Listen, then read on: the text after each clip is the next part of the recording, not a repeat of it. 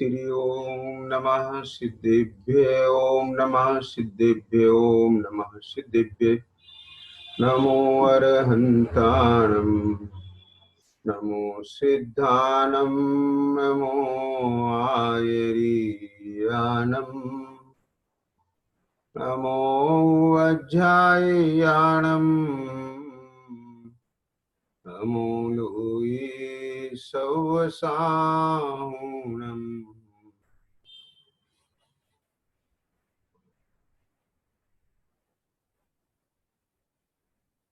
नमः समय साराये स्वानुभूत्या चकासते चित्त स्वभावाय भावाय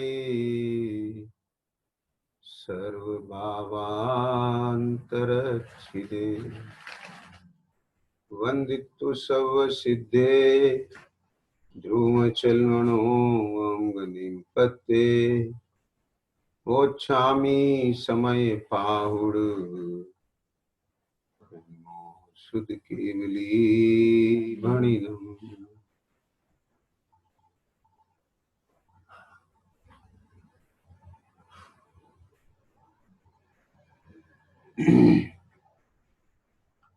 यह श्री समय सारजी परमागम ग्रंथ विराजमान।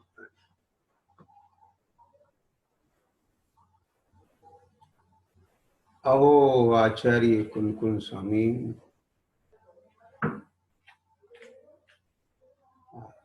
जिनकी देह पर एक धागे जितना भी परिग्रह नहीं,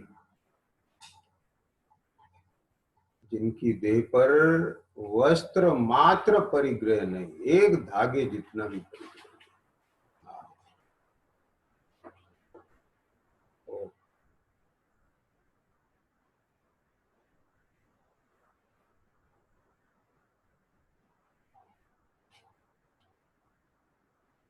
ऐसे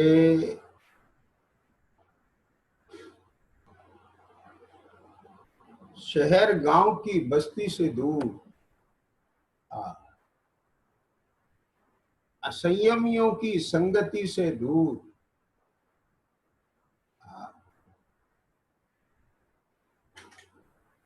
एकांत निर्जन स्थान पर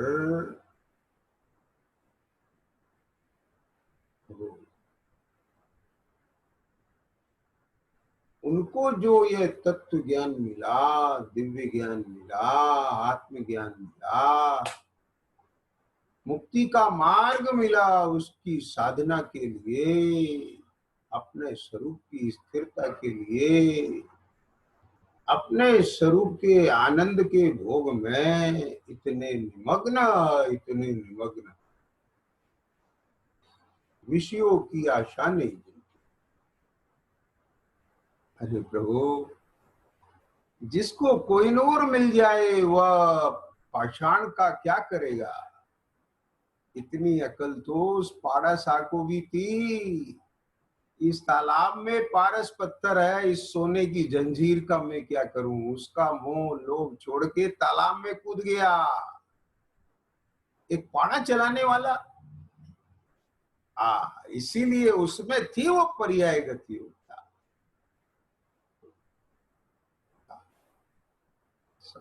बड़ी सोच, बड़ी सोच।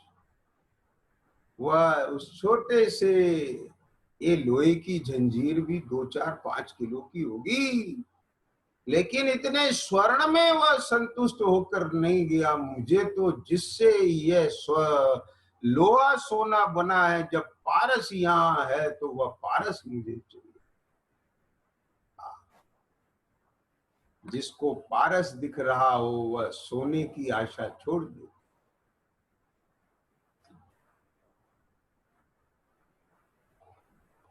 तो लोभ छूट गया उसका। पंचेंद्री के विषय भोग उनकी तो कोई आशा ही नहीं। हमको मिल गया ना सुख, नहीं मुझे तो सुख सागर मिल गया।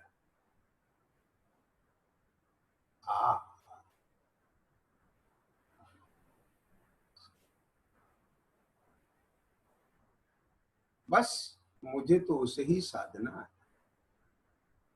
ऐसे साधक वन जंगल में अपने निरंतर दिन रात आत्मा की साधना में लगे हुए, दिन रात 24, एक ही काम, एक ही काम, दूसरा कोई काम नहीं।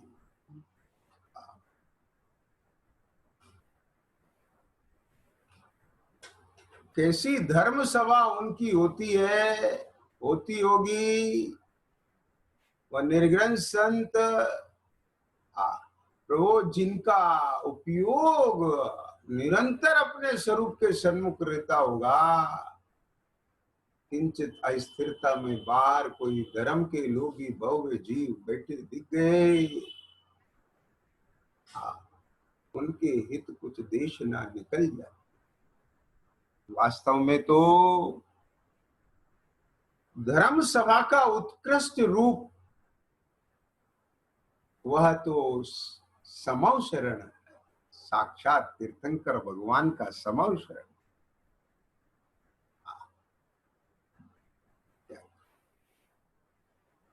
अरे केवल ज्ञानी ही वक्ता है,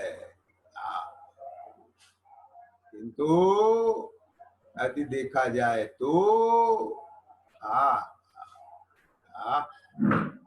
ऐसे ऐसे केवल ज्ञानी परमात्मा अभी अपने को क्या करे ऐसा उदय।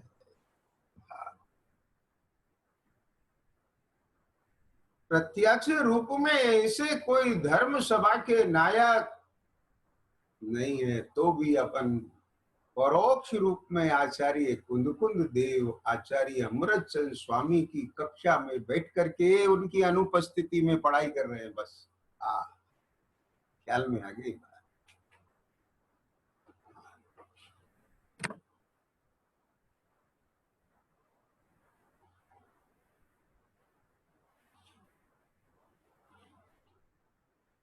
भीतर में ऐसा ही लगना चाहिए, अब हम अपने घर में नहीं हैं, अब हम आचार्य की कक्षा में बैठे।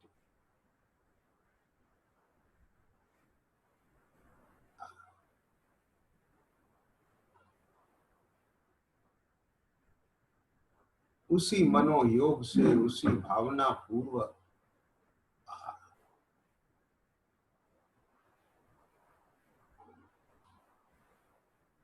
हे प्रभु, जीव का परमार्थ स्वरूप कैसा है? वह एक टंकोत्कीर्ण परमार्थ स्वरूप जीव कैसा है, उसका लक्षण क्या है? श्री गुरु कहते हैं, अरसम रूपम गंधम अवत्तम चेदना गुणम सदम जान अलिंग गहनम जीवमणि दिट्ट संटाणम। ये भव्य तू जीव को रस रहित, रूप रहित, गंध रहित, अव्यक्त अर्थात इंद्रिय गोचर नहीं, ऐसा चेतना जिसका गुण है,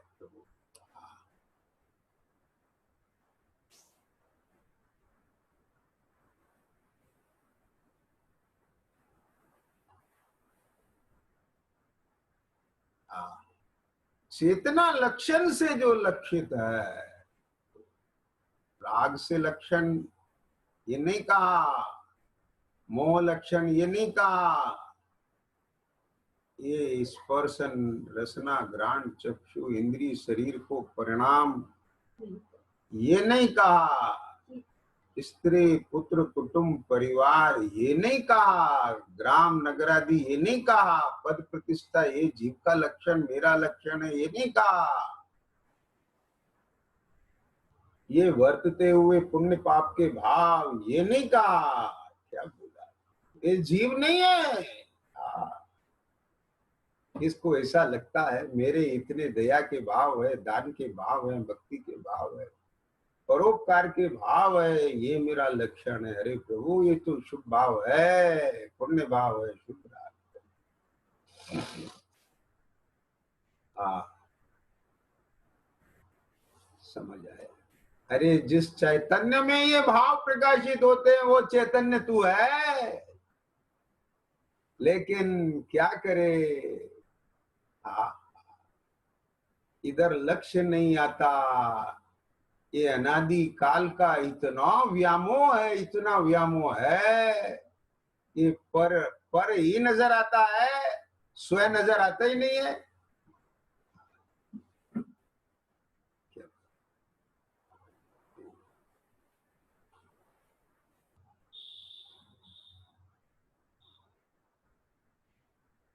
अरे भाई, आंख से सब कुछ दिखता है, लेकिन आंख से आंख नहीं दिखती।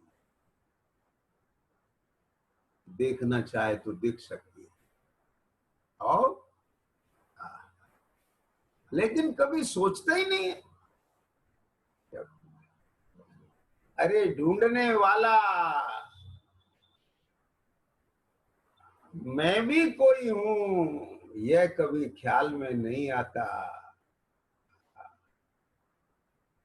जिनको ढूंढता है वे ही दिखते हैं, जिनको गिनता है वे ही गिनती में आते हैं। मैं भी गिनने वाला एक हूं, ये गिनती में नहीं आता।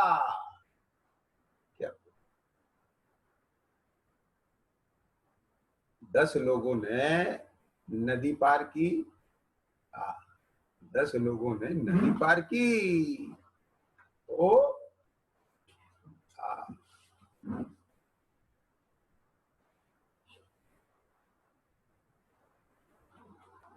नदी पार करने के बाद उन्होंने विचार किया, भोले जीव थे गांव के, देहात के, अपन गिनती कर लो भाई, कोई ऐसा तो नहीं कि नदी में डूब गया हो। चलो भैया लाइन लगाओ। उनमें से एक व्यक्ति ने उन्हें गिना, वो तो 9 थे। फिर से गिना, 9 थे। फिर से गिना, 9 थे। हड़बड़ा गए सब। तब दूसरा बोला, चलो भैया ऐसा करो, मैं गिनता हूं। उसने भी गिना, 9 थे। तीसरे ने गिना, 9 थे। सबने एक एक करके गिन लिया, 9 थे। अब तो पक्का हो गया, अपन 9 है, एक डूब गया। रोने लगे, विलाप करने लगे। सोचो उनकी मन अंतरदशा कैसी होगी, आप अनुमान कर सकते हैं। अरे अपना एक सामान कहीं ट्रेन में रह जाए, छूट जाए, गिनती में कम हो जाए तो क्या हाल हो। हाँ, उनका तो एक व्यक्ति डूब गया। सोचो अंतरदशा कैसी। उनकी अंतरदशा को देख करके, उनकी उस अंतरदशा को देख करके उधर से निकलता हुआ कोई समझदार नागरिक सज्जन पुरुष आया। भैया क्या बात हो गई, आपको क्या पीड़ा है। अरे भैया क्या बताएं, हम ये नदी पार की थी, हमारा एक व्यक्ति डूब गया, 10 में से अब 9 रह गए। उसने एक ही निगाह में देख लिया, ये तो 10 के 10 हैं। एकदम नहीं बोला भैया, एकदम नहीं कहा। बोले आपने गिन लिया कि हाँ गिन लिया। बोले मेरे सामने गिनती करो। समझ, मेरे सामने तो गिनती करो।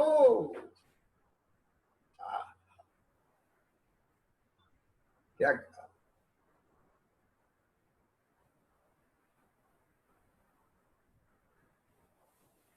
उनको लाइन में खड़ा करके जब उस व्यक्ति ने गिना, 1 2 3 4 5 6 7 8 9, तो उस व्यक्ति ने गिनने वाले का हाथ पकड़ के कहा 10। 10, ये 10वां कहां से आ गया। बोले देखो 10।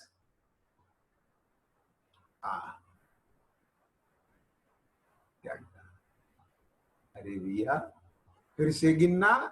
उसने फिर से गिना, क्या बोला? और गिनने वाले को पकड़ के कहा, देखिए 10।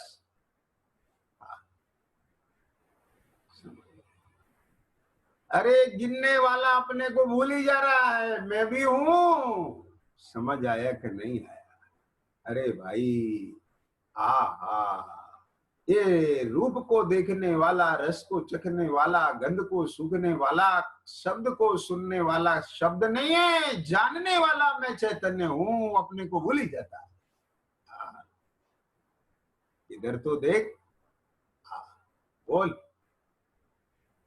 जीभ पर रखे हुए आम का स्वाद किसे होता है? ज्ञात किसे होता है? संवेदन किसे होता है? मुझे होता है कि नहीं, या जीभ को होता है? बोल, विचार करो, देखो तो सही है। भागम भाग में नहीं, ठहरो ठहरो, शांत हो गया।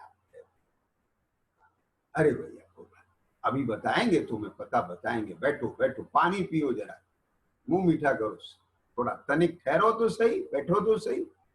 हाँ,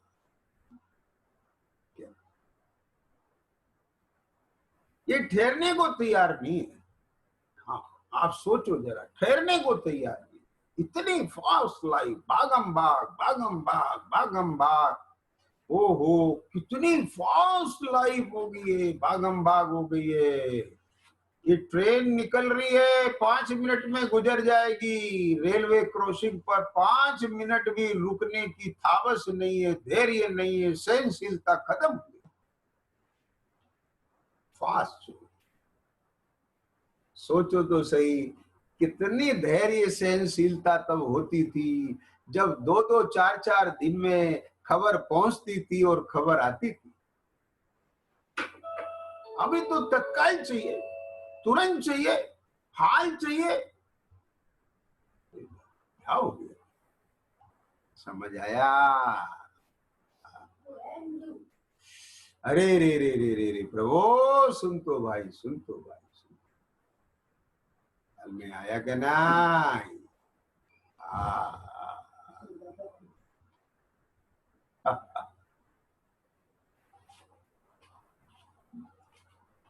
इतना धैर्य नहीं, इतना धैर्य नहीं, अधीरता। रेलवे क्रॉसिंग खत्म हो गए, ओवरब्रिज बन गए।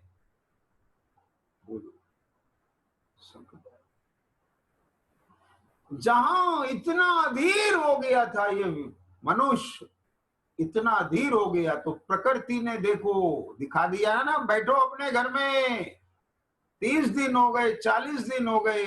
अरे प्रभु बैठ, अब देख तेरा जीवन चलता है कि नहीं चलता। इधर प्रवचन में भी बैठे, शरीर से बैठा हुआ दिखाई देता है, पर उपयोग भागता है। वहां भी शांति से बैठता नहीं है। जो उपयोग से भी नहीं बैठता है, तो उपदेश को अपने में कैसे बैठाएगा? क्या बोला? बैठा हुआ ही तो बैठाएगा। यहां भी आगे से आगे भागता है। कोई चित्रण बता रहे हो, कथानक सुना रहे हो, तो आगे से आगे, अब ये सीन आएगा, अब ये दृश्य आएगा, अब ये बताएंगे, ये बताएंगे, ये देखो वहां ग्रंथ में भी लिखा है, वहां भी लिखा है, वहां भी सुना था, ये तो मैं जानता हूं। बस चलती रहती है भीतर में हुआ को। अरे प्रभु, जो श्रवण कर रहा है, श्रवण कर रहा है, उसका भाव भाषण कर, भाव भाषण कर, अर्थ का विचार कर, प्रयोजन साथ। इसके लिए अवकाश नहीं।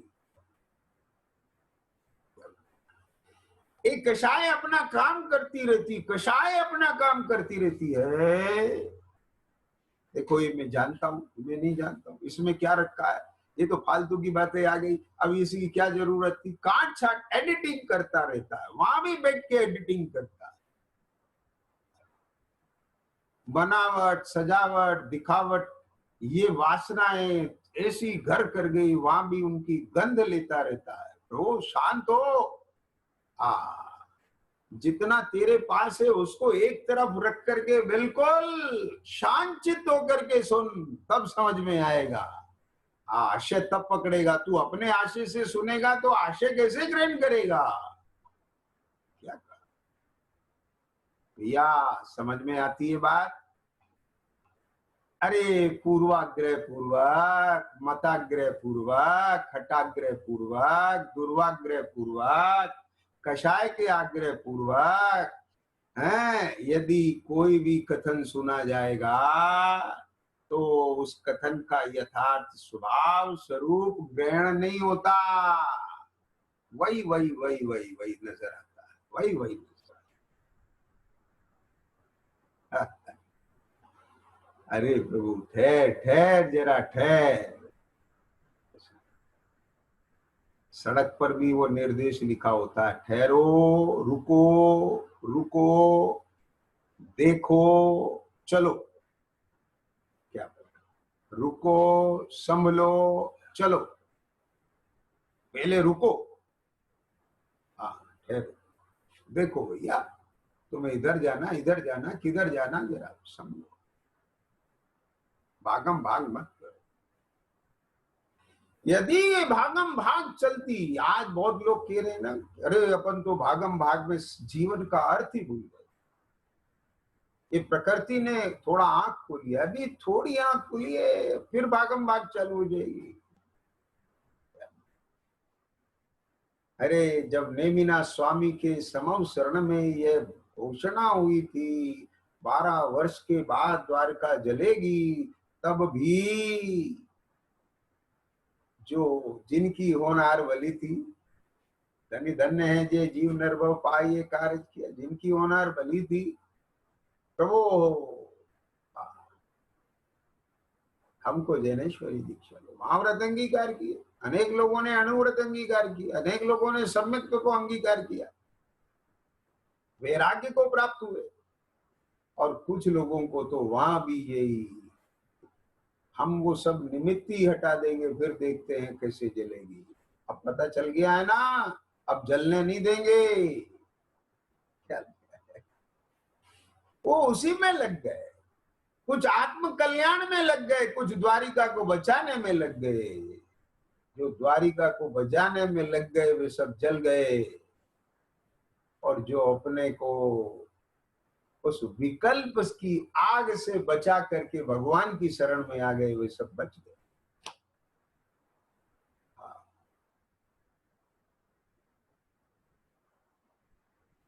दीपायन से को बचे, को बचे माने दीपायन की अग्नि से कौन कौन बचे? दीपायन सो को बचे, कि जो भगवान की शरण में रचे वो बचे।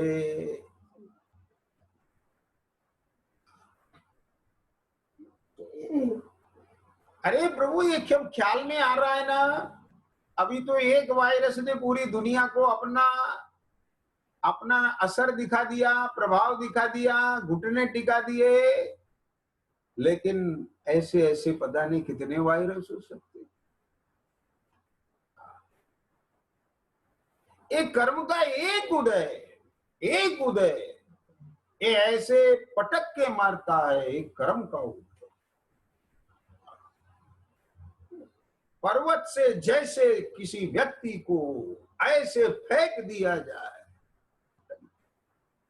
एक ही समय में एक कोई कर्म का ऐसा उदय आ जाए, ऐसा पछाड़ जाता। समझ आया? तहते चे थावर धरे, वो स्वर्ग का देव, छोटे से छोटे देव की विभूति वैभव कितना होता है ये आप आगम से देख सकते। ऐसा स्वर्ग का देव उतनी अनुकूलताओं में रह के, उस भोगों में रह करके वहां से एक इंद्रिय पर्याय में आके पड़ता है। देखो संसार की, देखो पुण्य पाप के फल, देखो ये सब देखना चाहिए। भागम भाग शांत होना चाहिए प्रभु। धन समाज गजबाज राज कछु काज ने आवे, ज्ञान आपको रूप भये फिर अचल। धन ज्ञान समान न आन जगत में सुख को कारण। जो सुख का कारण है वो है ज्ञान है। कौन सा ज्ञान? ये तत्व ज्ञान, आत्मज्ञान, भेद विज्ञान, ये सुख का कारण। वो ये सब भेद ज्ञान का महात्म्य जानना। देह जल रहा है और वो अपने शीतल स्वभाव में निमग्न। सियालनी खा रही है देह को और वह अपने को अखंड अनुभव कर रहे।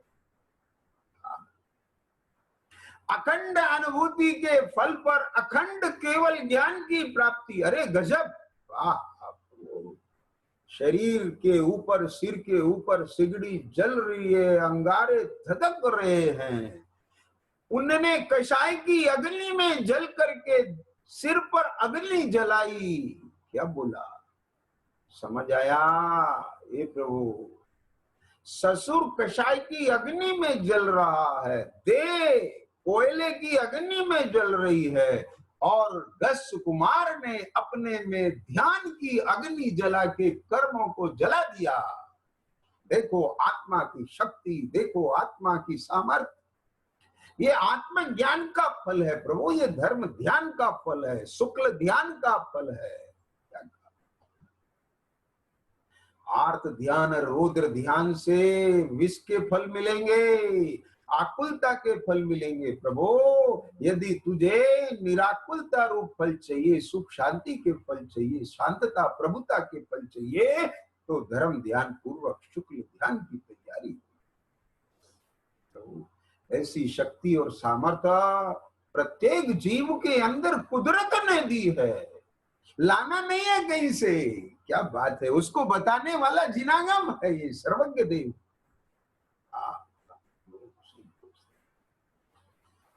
अरे भाई, ये अपना वर्तमान क्षयोक्षम को पद, प्रतिष्ठा, ख्याति, मान, चतुराई, आहा, दिखावट, बनावट, सटावट, प्रदर्शन, इन सब में लगाने की जरूरत नहीं है प्रभु। इसको तो केवल और केवल आत्मदर्शन में लगा। केवल और केवल मुझे तो आत्मदर्शन करना है। उपयोग एक समय में या तो दर्शन में लगेगा या प्रदर्शन में लगेगा। जहां प्रदर्शन होगा वहां दर्शन नहीं होगा, और जहां दर्शन होगा वहां प्रदर्शन।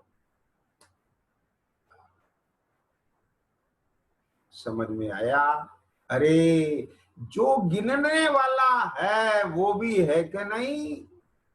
गिनती तो करता है पर स्वयं को गिनता नहीं है। ये कितनी बड़ी भूल है, ये छोटी सी भूल है। एक कहता है बस, अरे ये तो जरा सी गलती। अरे जरा सी गलती ने तो एक को खत्म कर दिया था, उसे डुबा दिया था नदी में। उसका वजूद होते हुए भी वजूद बिना का कर दिया था ना। सोचो तो सही। तो गिनने वाला स्वयं को भूल गया। और एक गलती एक ने नहीं की, दसों ने की। ऐसी ये गलती चेतन भगवान ज्ञान स्वभाव होते हुए भी आत्मा इतना मोह रूप परिणमित हो गया, इतना राग रूप परिणमित हो गया, इतना द्वेष रूप परिणमित है। यानी इसकी समग्र चेतना, ऊर्जा, शक्ति, जितना भी उसका क्षोभम है, मने उघाड़ है व्यक्ति, वो सारी कहां लग गई भाई साहब? क्या लगी? मोह के नशे में, मोह के नशे में उन्मत्त होकर पदार्थों को जुटाने की, हटाने की, दिखाने की, सजाने की, बनाने की, ये सब इस चेष्टा में। ये बहुत गहरी बात है ये बहुत गहरी बात है। समझने के लिए बैठा जाता है, यहाँ समझाने के लिए नहीं। क्या बोला?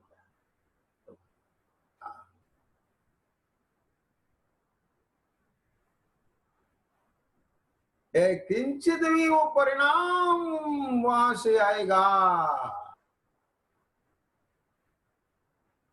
मैं समझाने वाला, अब तू समझाने लायक रहा नहीं। क्या कहा? तू तो बस अपने स्वरूप को देख, वस्तु स्वरूप को देख, बस। वहां पर जो थोड़ी सी लीकेज है, वह विकल्प पूर्वक, राग पूर्वक जो ये थोड़ी सी जगह खुली है, बस उसमें अपने आप सहज रूप से वाणी का प्रवाह हो जाएगा। अब इससे ज्यादा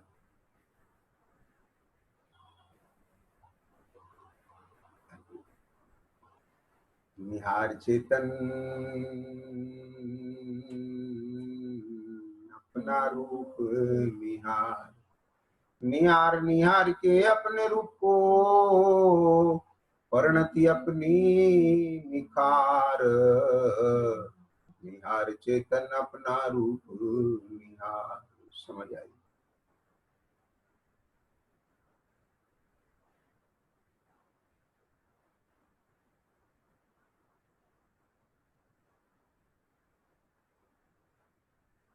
अरे भाई थोड़ा सा शांत हो, विचार कर, देख, शांत, रिलैक्स, फील योर सेल्फ, अपने आप को महसूस करो, मैं हूं।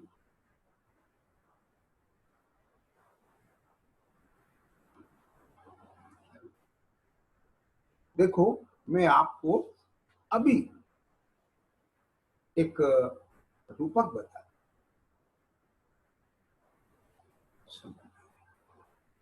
मैंने एक व्यक्ति से कहा, भैया अंडा मांस मच्छी शराब का सेवन करते हो? साहब नहीं, जीवन में आज तक किया ही नहीं, हम तो लहसुन भी नहीं खाते। भैया नियम है? नहीं सब नियम तो नहीं, नियम ले लो। अरे साहब मैंने खाया ही नहीं। अरे भाई तो नहीं खाया, खाने की इच्छा नहीं, नियम ले लो। ये सब कोई काम ही नहीं पड़ता, ना पड़ेगा। अरे तो जब तेरे को लगता है काम नहीं पड़ता है, कभी जीवन में छुआ नहीं, बाप दादा ने घर में आया नहीं, कभी जीवन में प्रसंग बनेगा नहीं, मेरे खाने में आएगा नहीं, तो नियम ले लो। हमने कहा नियम ले लो। अरे साहब भाई खाया ही नहीं, खाया ही नहीं, कभी हाथ ही नहीं लगाया, बस। अब बोलो वो वही लगा है, वही लगा, वही लगा, वही बताने में लगा। अरे थोड़ा शांत हो भाई, धीरज रख, धीरज रख, महसूस कर क्या कहना चाहते हैं। क्या तू मान रहा है ना, कभी खाया नहीं, खाने में आता नहीं, खाएगा नहीं, तो प्रतिज्ञा ले ले। जब उसकी क्या जरूरत है जब खाते ही नहीं? तो फिर जरूरत नहीं तो ले ले, क्या दिक्कत है? वहां ले लेते हैं। हमने कहा सुनो, ऐसे मत कहो ले लेते हैं। कभी प्रसंग बन गया, सोचो जरा, यहाँ पर दिमाग लगाओ। और वैद्य ने कहा, डॉक्टर ने कहा ये दवा है, इसमें मांस है, अंडा है, ये शराब है, और ये सेवन करो तो तुम्हारे प्राण बचेंगे, नहीं तो नहीं बचेंगे। कोई इसका कोई अल्टरनेट नहीं। अब बोल तू क्या करेगा? और सुन, यदि प्रतिज्ञा नहीं लेता है, तेरे घर में जो बिजली का कनेक्शन लगा है और तू एक बल्ब नहीं जलाता, लेकिन बिल तो आएगा जब तक मीटर लगा। या तो तार कटवा, कनेक्शन कटवा, तब बिल नहीं आएगा। कनेक्शन जुड़ा है और लाइट नहीं जलाता तो बिल आएगा। ऐसे ही अवरस संबंधी बंद तो होगा ही, जब तक बुद्धि पूर्वक तू नियम प्रतिज्ञा नहीं लेगा, तत्संबंधी बंद है।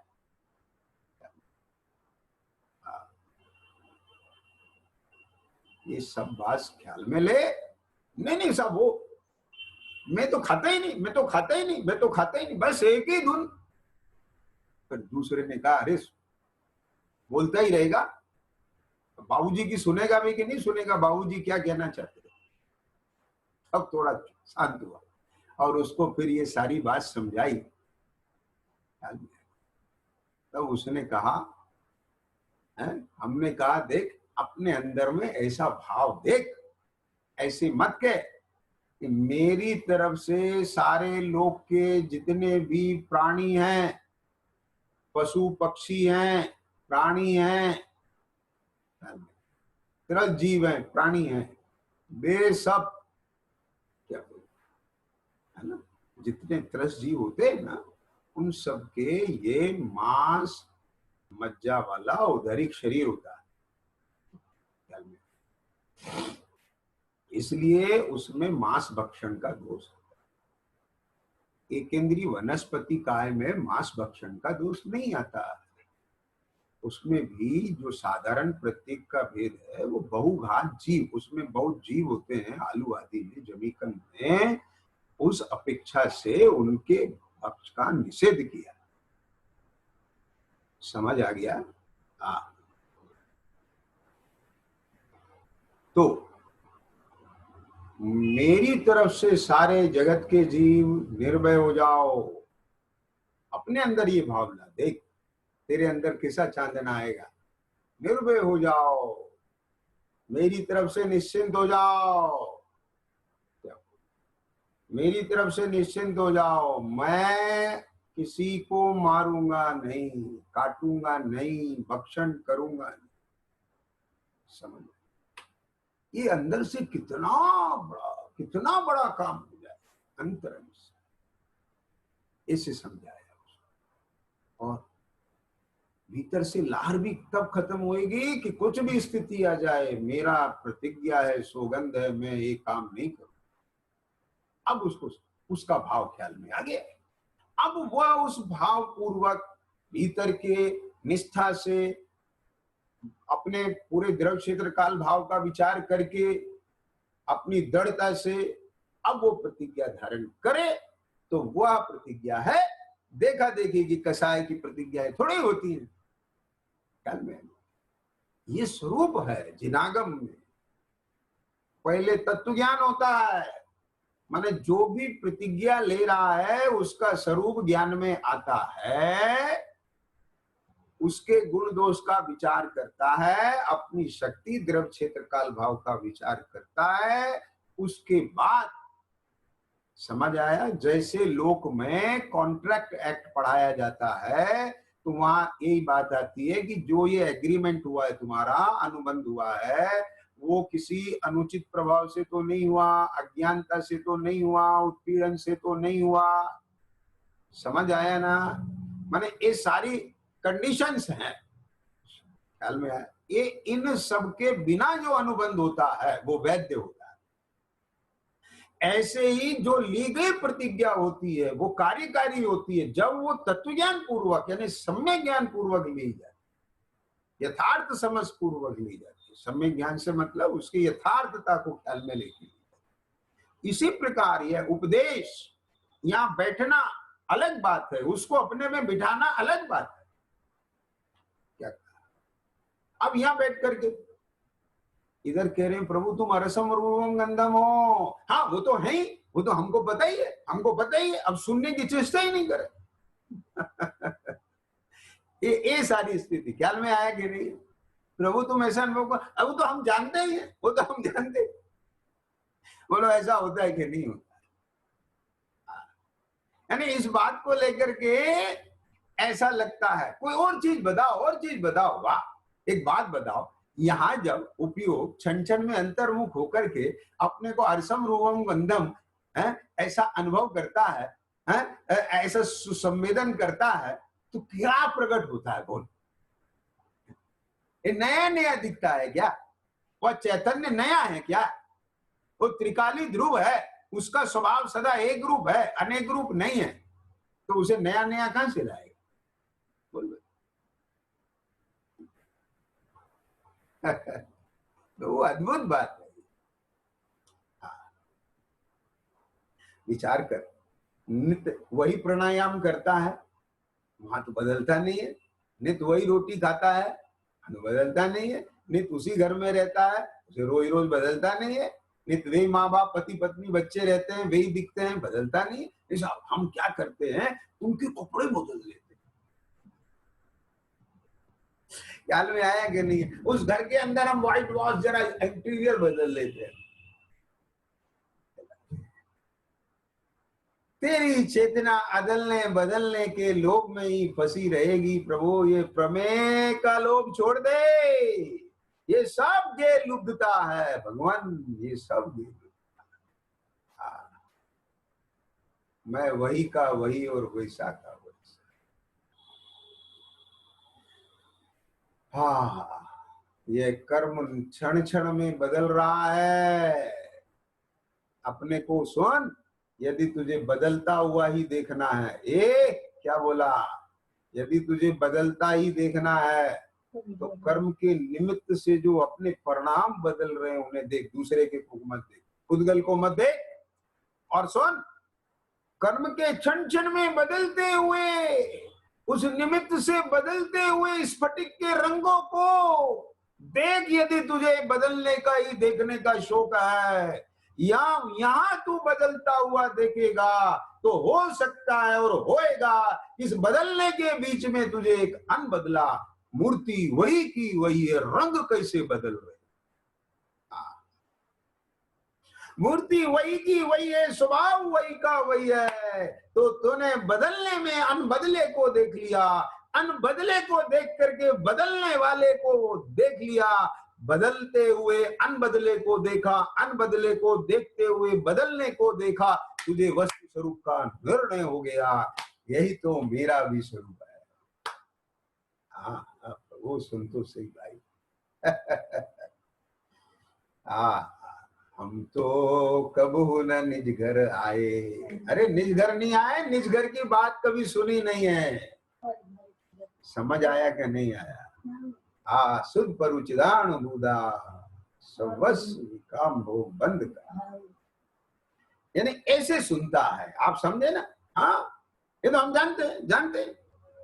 हर सब रूपम गंधम, सारे 6 के 6 बोल सुना देगा। अरे प्रभु, बोल सुनने की बात नहीं, सुनाने की बात नहीं है, इधर महसूस करने की बात है। समीप जाके, अभी यहाँ समीप जाके नहीं होगा।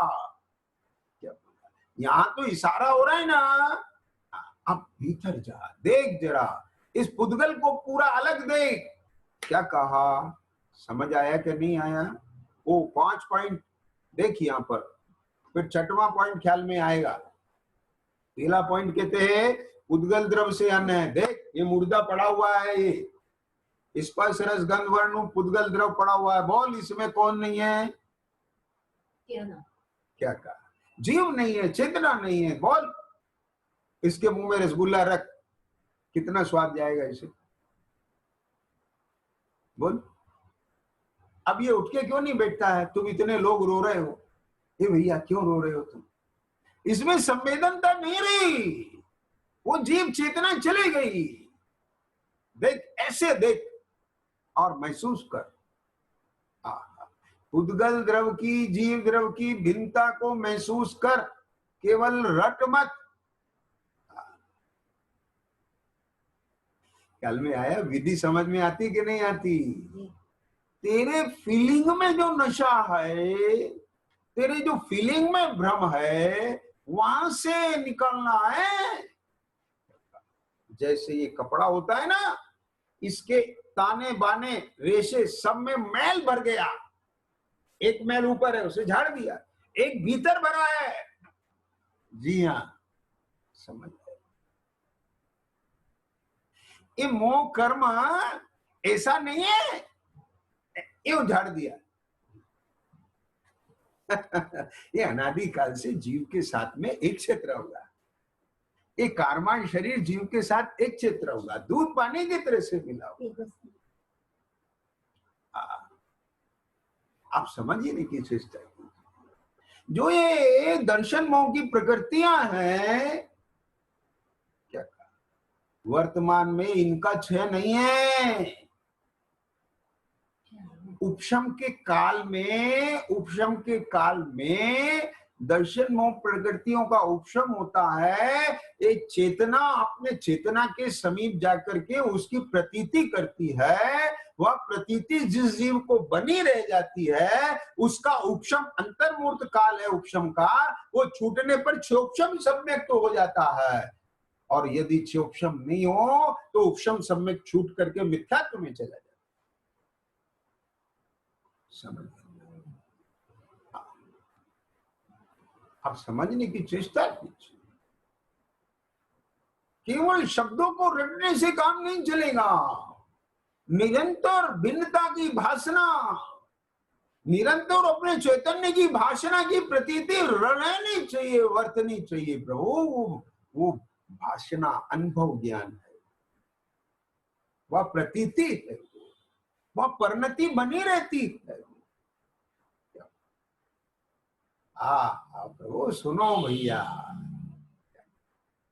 केवल समझने समझाने का ये मार्ग नहीं है भक्त। ये समझने समझाने का काम तो बहुत जल्दी हो सकता है यदि ये पूरी तरह से कमर कस के बैठे। इसमें इतना, आज तो इतना बुद्धि वाला जीव हो गया, ये डॉक्टर इंजीनियर देखो कैसी कैसी सब पढ़ाई कर लेता है, लेकिन बस पढ़ लेता है, रट्टू तोता है, भीतर से कुछ नहीं खुला है इसके। हाँ, ये सारे विज्ञान पढ़ पढ़ करके डिग्री लेते हैं, वैज्ञानिक नहीं बनते, वैज्ञानिक तो कोई और बनते हैं। समझ लो, ऐसे ही आगम का ज्ञान करके विद्वान बनना, पंडित बनना, विद्वत्ता लाना एक अलग बात है, और सम्यक ज्ञानी होना अलग बात है। सम्यक ज्ञानी कौन है? जो अपना प्रयोजन साध रहे हैं वह सम्यक ज्ञानी है। क्या बोला? जिसने अपने प्रयोजन के लिए आगम का अभ्यास किया और अपने आगम का अभ्यास करके तत्व ज्ञान और भेद ज्ञान को हासिल करके अपना प्रयोजन जो साध रहे हैं वो ज्ञानी है, सम्यक ज्ञानी। क्या ये बात भली प्रकार से ख्याल में लेना। तो अपने को विद्वान बनना है, क्या कहा कि अपने को आत्मा अनुभव करना है, मैं कौन हूं, मेरा क्या, सम्यक ज्ञानी बनना नहीं, आत्मज्ञानी। इसमें क्या फर्क है साहब? आत्मज्ञानी का अर्थ डिग्री वाला आत्मज्ञानी मत समझना। आत्मज्ञानी का मतलब पद वाला आत्मज्ञानी मत समझना। आत्मज्ञानी का अर्थ वह आगम में जो अलग कैटेगरी के ज्ञानी और अज्ञानी होते हैं ना, वह मत समझना। ये मत समझना, ख्याल में आ गया? आत्मज्ञानी का अर्थ ये मत समझना। आत्मज्ञानी का अर्थ यह है कि जिसके ज्ञान में ये आया, मैं आत्मा हूं, मुझे मेरा ज्ञान हो गया, मैं कौन हूं और मैं कौन नहीं हूं। समझ आया? मुझे वो आत्मज्ञानी बनना है, अर्थात मैं कौन हूं, मुझे मेरे यथार्थता का ज्ञान करना, और वो ज्ञान मुझे, क्या बोला, सुनना भैया बात है, वह ज्ञान मुझे, हाँ क्या करूं भाई, भाव आता है, निकल जाता है, समय बुरा हो जाता है। ये गाथा टीका आप सोचते होंगे आगे नहीं बढ़ रही, अरे प्रभु एक एक बात में सारी टीका आ रही है, सारी टीका में यही बात। क्या कहा? ये आत्मज्ञान, आत्मज्ञान माने वह शब्द वाला आत्मज्ञान नहीं, आत्म माने अपना, अप्पा, आत्मा माने अप्पा, अप्पा माने मैं, जिससे मैं कौन हूं ये ज्ञान हो गया, आत्मज्ञान हो गया, उसको शास्त्र में ज्ञानी कहा। तो ज्ञानी होने के लिए आत्मज्ञान नहीं करना, मैं कौन हूं, मैं कौन नहीं हूं। समझ आ गया? मैं जो नहीं हूं, मैं अपने को वह जान रहा हूं, ये भ्रम मिटने के लिए मुझे आत्मज्ञान करना है। तो जैसे ये भ्रम मिट जाएगा तो भ्रम जनित दुख अपने आप मिट जाएगा। क्या बात है, क्या बात है। यस, मैं कौन हूं ये जान लिया, ब्रह्म मिट गया। अब उसमें जितनी स्थिरता होगी उतना अस्थिरता जन्य दुख अपने आप मिट जाएगा। क्या बोला। यहाँ तो किसी पर्याय को हटाने और जुटाने का काम ही नहीं है, उसका भी विकल्प जिसे नहीं है, ऐसी साधना का नाम मोक्ष मार्ग।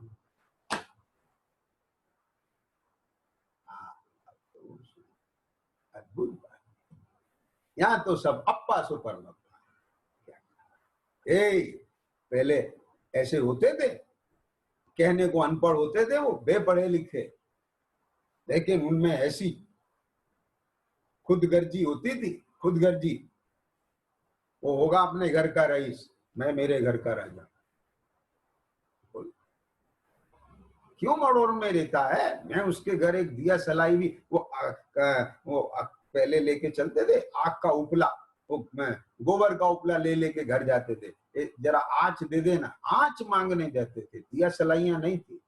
बोले मैं आज तक उसके घर आँच मांगने नहीं गया, मैं क्यों झुकूं उसके सामने, बस मैं मेरा राजा हूं। ऐसे यहाँ अप्पा सो परमप्पा। क्या ये जीव के भीतर में अपने स्वरूप के भान पूर्वक ये प्रभुता जन्म लेती है।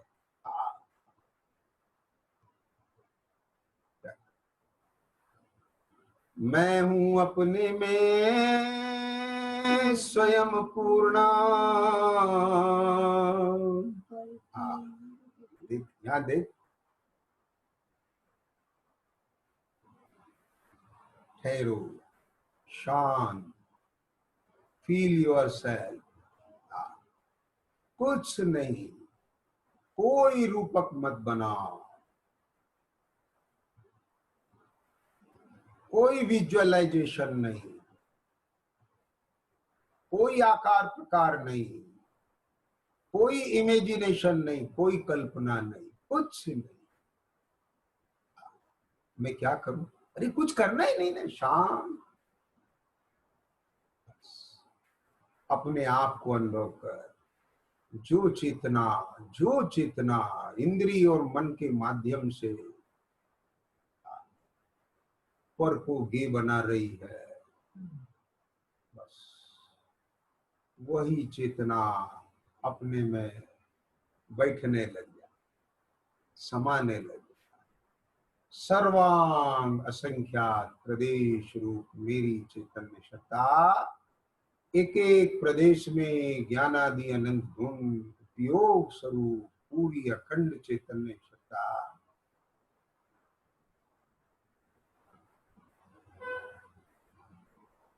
ध्यान देना, उपयोग एक समय में एक को ही विषय बनाता है, दिस इज करेक्ट। जब आवाज को विषय बनाएगा तो वहां चला जाएगा, गंध को विषय बनाएगा वहां चला जाएगा। अपन तो पांच इंद्रिय के विषयों का व्यापार छोड़ दिया ना, तो एक कोई विषय बना रहे ना, ये जो अपनी अखंडता है, चिन्मयता है, चेतना है, चेत रहा है, अंदर से प्रकाशित हुआ। यह जो सुसंवेदन ज्ञान है, संचेतन है, जहां मात्र दर्शन ज्ञान का पूर्णमन है, बस अखंड पने, अखंड का अखंड पने, अखंड का अखंड एक एक वे चैतन्य रूप हो जाना ही आत्मानुभूति है। बस ये मेरा परमार्थ स्वरूप। ना यहाँ उद्गल है, ना यहाँ द्रवेंद्री है, ना यहाँ द्रवेंद्री का विषयभूत पदार्थ। समझ में आई बात।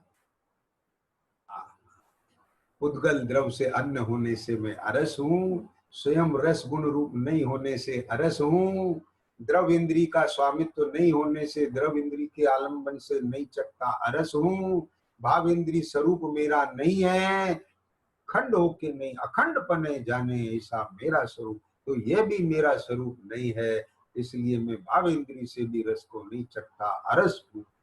ख्याल में आया कि नहीं आया। और और कौन सी बात आई थी कि मात्र रस को नहीं जानता, रस संवेदना रूप होकर के मात्र रस को नहीं जानता। मेरा स्वरूप तो सर्व को जानने का है, इसलिए भी मैं अरस हूं।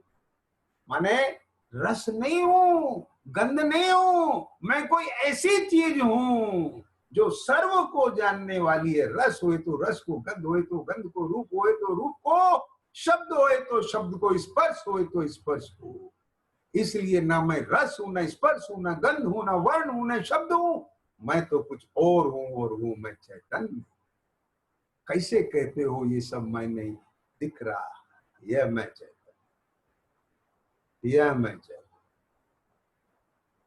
जब तक इधर मैं यह चेतना जो पंचेंद्रिय और मन के आलम्बन से पर सन्मुख अनादिकाल से प्रवाहित हो रही थी, भले उस प्रवाह में पाप रूप इंद्री के विषय भोग बन रहे हो, चाहे भले ही उस उपयोग में पंचेंद्री के विषयों के त्याग रूप भाव बन रहे हो, चाहे उस उपयोग में उस बात को बताने वाले देव शास्त्र गुरु बन रहे हो, चाहे उस उपयोग में इन सब की विचारणा चल रही हो, वह सब पर सन्मुख उपयोग है। जब तक अपने अखंड चैतन्य असंख्यात प्रदेश वहां पर वर्तती हुई चेतना का पर्णमन स्वोन्मुख होकर अपना स्व संवेदन नहीं करती, तब तक उपयोग परोन्मुख कहलाता है। स्वोन्मुख उपयोग होने पर जब अपने अस्तित्व का भाव भाषण हो, स्व संवेदन हो और अपना चैतन्य गुण भेदन में आए दर्शन ज्ञान रूप, तब इस जीव को अपने स्वरूप की, अपनी सत्ता की प्रतीति होती है और इस अनुभूति पूर्वक ही इस उद्गल द्रव्य के साथ भिन्नता भाषित होकर के भेद ज्ञान प्रकट हो जाए। बस यहां से मुक्ति का मार्ग शुरू। सहजानंदी अविनाशी में आत्मस्वरूप ओम नमः स्वरूपी अविनाशी में आत्मस्वरूप सहजानंदी